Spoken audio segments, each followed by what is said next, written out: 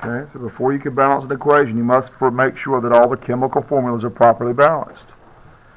So we just finished Unit 4, which was very much about balancing formulas. We had learned to name formulas, write formulas, chemical formulas from chemical names. We learned to write chemical names from chemical formulas. Okay? And unless those chemical formulas are properly balanced, you can't balance the equation. It won't work out most of the time. Okay? And even if it does work out, it won't be correct because you haven't balanced the formulas properly. So you have to have a good foundation in balancing formulas to be really successful in some of the things we're going to be doing in balancing equations, because one of the skills you have to do is predict products, which means we still have to balance formulas. Okay? So if you're struggling with balancing formulas, all I can do is implore you, encourage you, strongly suggest to you to come in and get help with it. I will help you do it, but I can't do it for you. At some point, it becomes your effort that's going to make it happen. Couple of symbols we're going to use, or actually 4 different symbols we're going to use in balancing equations you may not have seen before. One of them will be this symbol. That stands for liquid. An L means it's a liquid. Okay, so when I write water, L, it means it's liquid water. Okay? If I write water,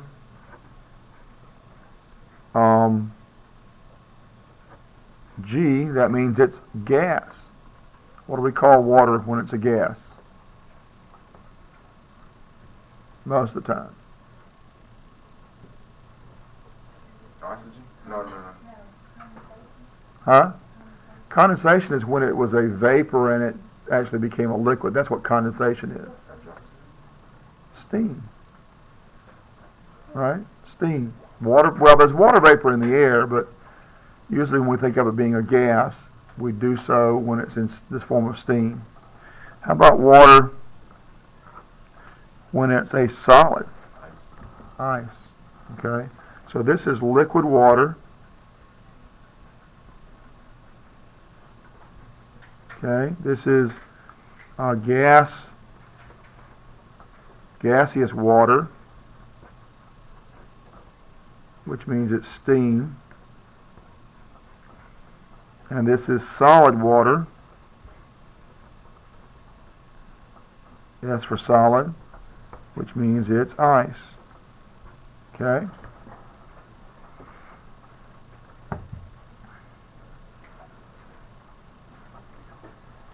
And there's one other symbol like this we're going to be using, and we can't apply it to water, but it involves water. This is table salt. And if you dissolve table salt in water, then you get what's called aqueous. So aqueous means this is table salt dissolved in water. So that's what the AQ stands for. It means aqueous, dissolved in water.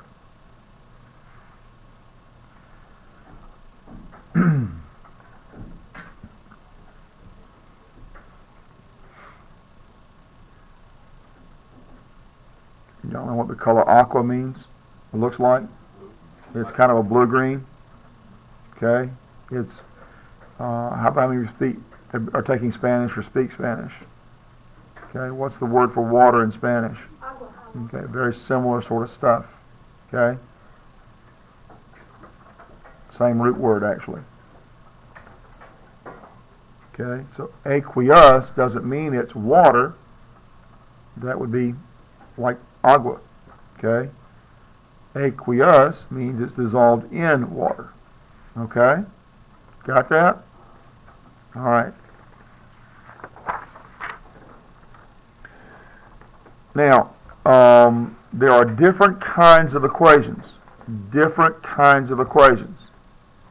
Okay?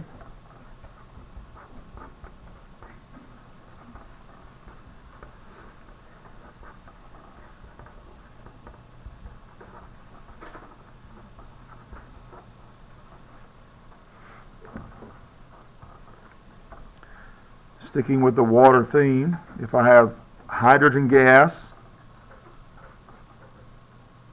and I react that with oxygen gas, I can make water.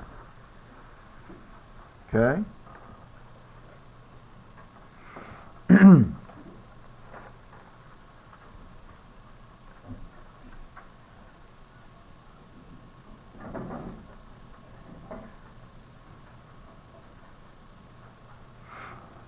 But this equation is not balanced.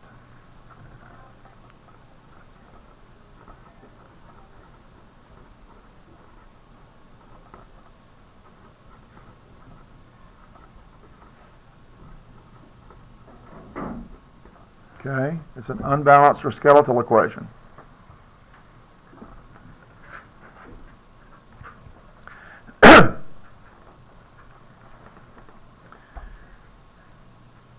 There is a law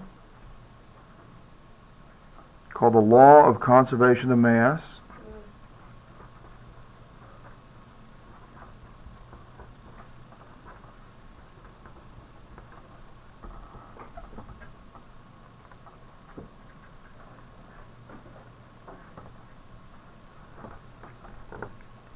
Which states that in a chemical reaction, the mass of the reactants must equal the mass of the products. In a chemical equation, the mass of the reactants must equal the mass of the products. In a chemical reaction,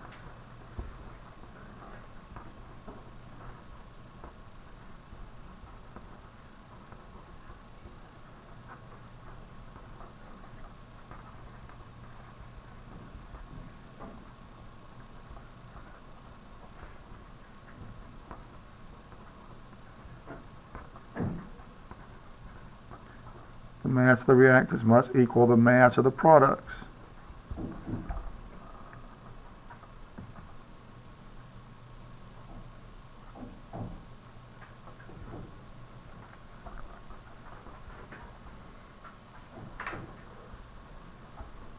Lavoisier came up with that.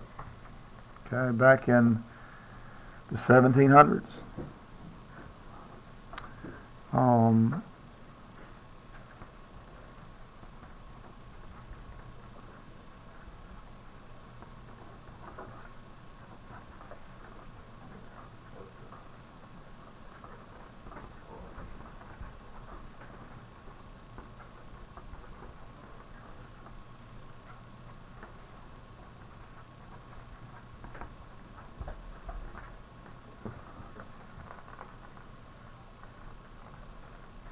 So this is the atomic theory. All matter is made of elemental particles called atoms.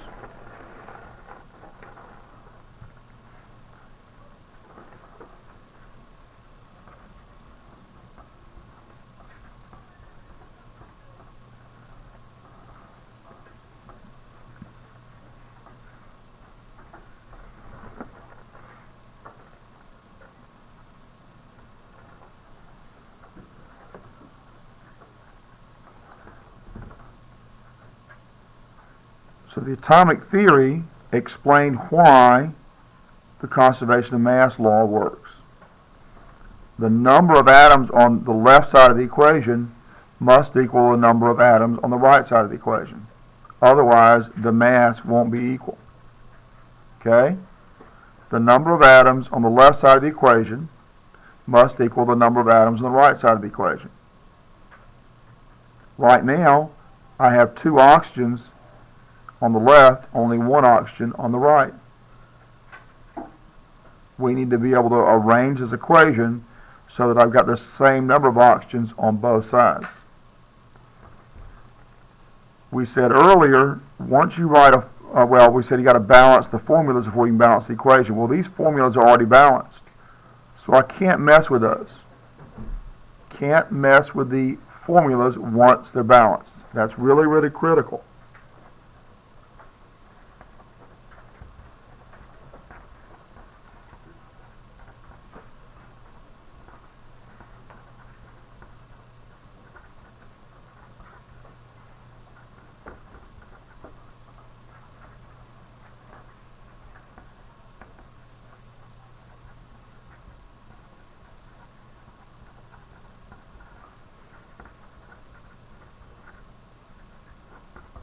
Once the formulas are balanced, you cannot change them to try to balance an equation.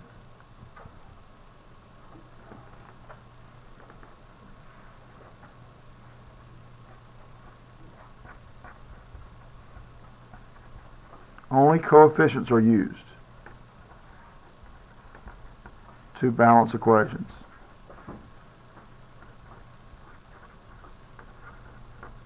Okay?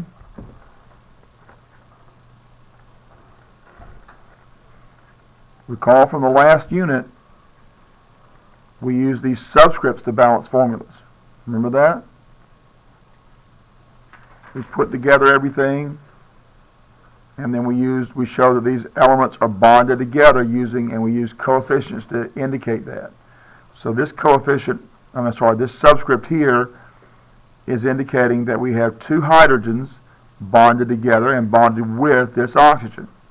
Okay, that's what that symbology right there, that symbol there, tells you or should tell you. Okay, if you were paying attention, if you were studying, if you were doing the work, if you were thinking about what we're doing, you should have that pretty clear in your mind now. That this subscript 2 tells you that you have two hydrogens and one oxygen all bonded together. Okay? But we still have to balance the equation, because right now this equation is in violation of the law of conservation of mass. I don't have the same number of atoms on both sides, so there's no way this side of the equation can be the same mass as this side of the equation. So what we're going to use are coefficients to do that.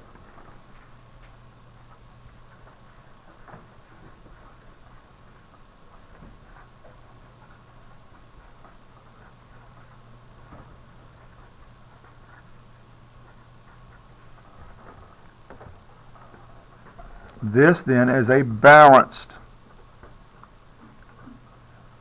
chemical equation.